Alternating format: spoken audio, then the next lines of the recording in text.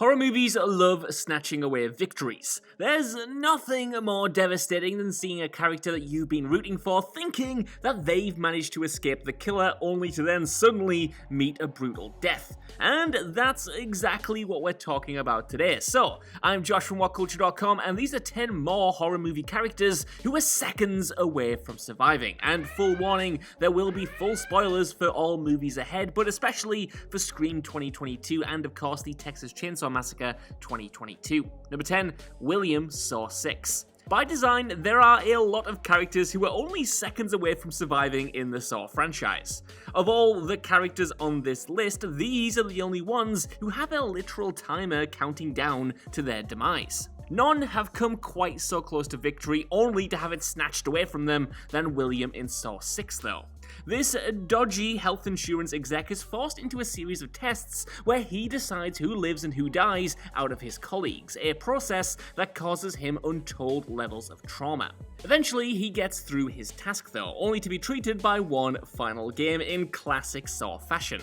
However, this time around the tables are turned, and it's his fate that's being decided by Pamela and Brent, a grieving mother and son duo.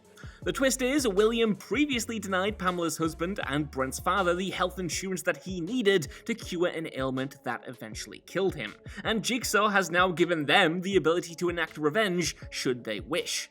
For a moment though, it looks like mercy might prevail, that is, until Brent pulls the lever and sentences William to death via acid. Number 9.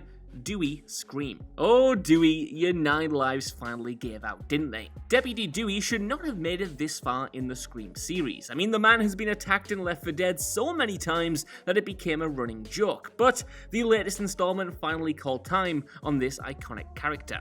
It's just a shame that the build-up to Dewey's death is so frustrating and obvious. After helping the new heroes escape from a ghost-face attack at a hospital, Dewey puts them in an elevator and then suddenly turns back. See, he'd shot the killer a few times, but this being his 5th time around, he knows that they always come back if you don't hit them in the head. Consequently, an injured Dewey goes alone to finish the job, only to, of course, get blindsided and killed in a twist that everyone saw coming as soon as he didn't bolt it with the rest. While Dewey attempting to finish the job is of course commendable, it's still a dumb thing to do in this specific moment.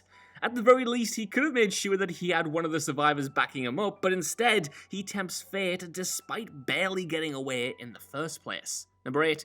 CHRISTIE, American Psycho. Mary Harron's deranged adaptation of American Psycho takes no prisoners.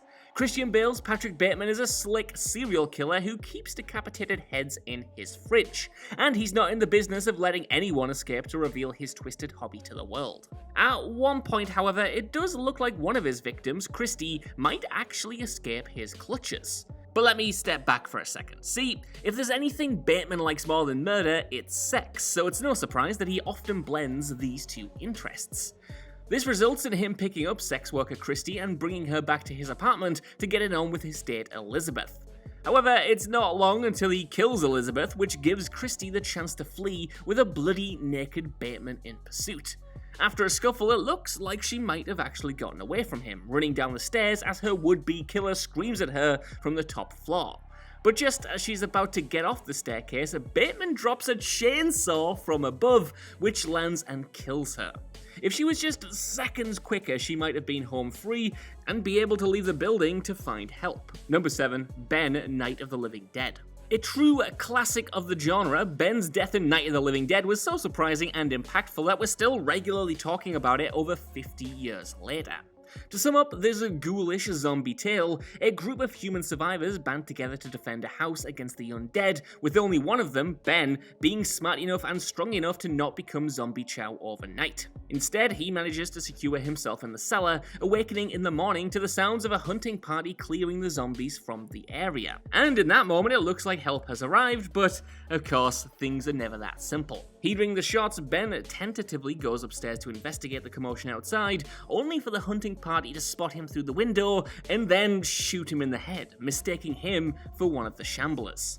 It's an incredibly poignant ending that's aged like a fine wine, and it's partly so heartbreaking because had Ben just taken a few more seconds to investigate the noise, he might not have met a grisly end. Number 6. Simon, Fear Street Part 1, 1994. Fear Street Part 1, 1994 meant business, and it confirmed this by killing two of the most likable characters, Kate and Simon, right at the end of the climax. These two were tasked with running distractions against these supernatural killers, while main character Dina attempted to rid Sam of a curse that conjured these monsters in the first place. She eventually does succeed, albeit temporarily. I mean, there are 2 more parts to come after all, but not before Kate's head is put through a bread slicer and Simon gets axed in the brain. While Kate had no real chance of getting out alive, Simon is off mere moments before the curse is broken and the killers disappear, making his demise all the more devastating.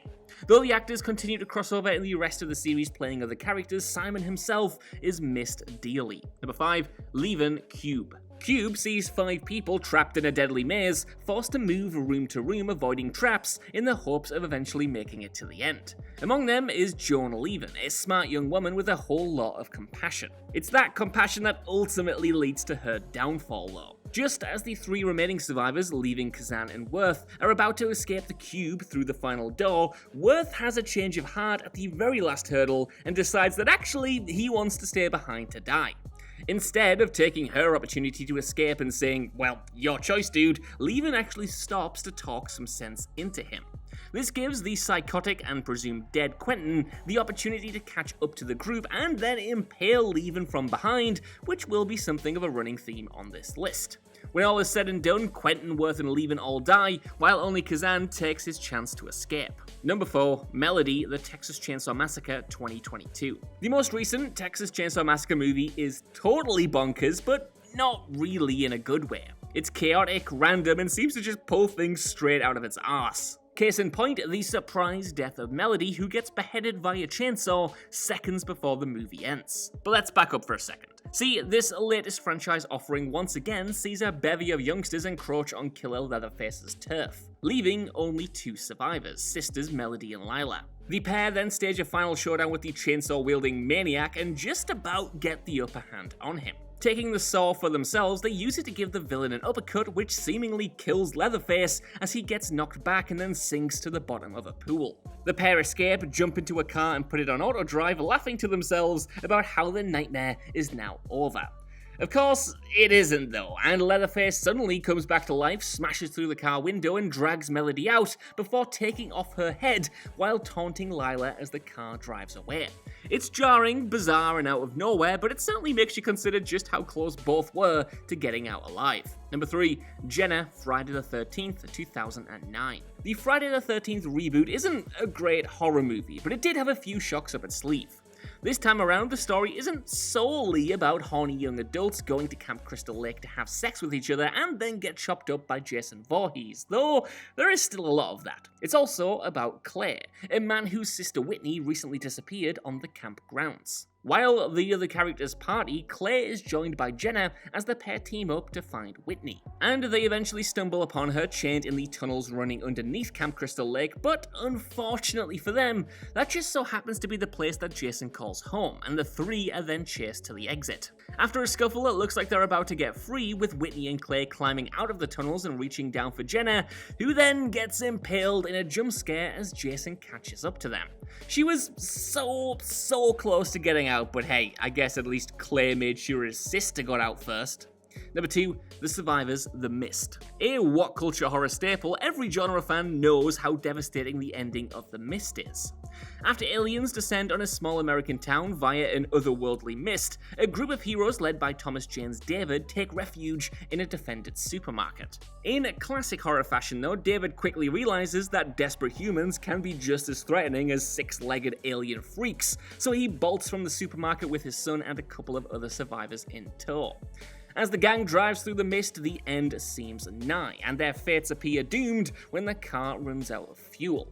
With one gun and a handful of bullets, David makes the difficult decision to mercy kill everyone in the car, and without a bullet left to finish himself, he opens the door to meet his own grisly fate at the hands of the aliens, or I guess tentacles. It's only then, though, that the military rolls in, tanks and flamethrowers in tow, fighting off the alien scourge. David realizes that had he just deliberated for a few more seconds, everyone would have been rescued. Number 1, Hallie, Scream 2. Okay, I know it's cheeky to double dip on a franchise, but I recently watched Scream 2, and I have to vent about something in particular that just so happens to be absolutely perfect for this list, so allow me to indulge. So, right at the very end of the movie, Sydney and her college pal Hallie are being escorted by 2 of the worst police officers in the world to apparent safety, until Ghostface turns up and dispatches the security detail embarrassingly easy despite them being in a car at the time. Ghostface then climbs in and starts living out his wildest GTA dreams before crashing and knocking himself clean out. What comes next is an incredibly tense scene where Sydney and Hallie have to climb over Ghostface to escape the car via the passenger seat window. Sydney makes it out and you expect Hallie to die while also trying to climb over him, but to the audience's surprise, she actually manages to slip out as well. The 2 take off down the street, only for Sid to then turn around and walk back to the car to unmask the killer.